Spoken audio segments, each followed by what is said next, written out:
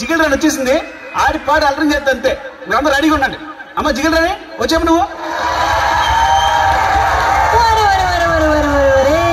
ఎంతమంది జిగేల్ రాజాలు ఉన్నారా మీ ఊళ్ళో? మరుండ్రా ఏంటి, నువ్వు అత్రం తెలిసి పక్కూరు నుంచి కూడా వచ్చావు ఎగేసుకుంటూ. ఇదిగో ఆ గళ్ళ సొక్క జిగేల్ రాజా ఏంది గుడ్లు అప్పగించి సుతున్నావు అంకే? నువ్వేదో ఎత్తావని జిగలరానే.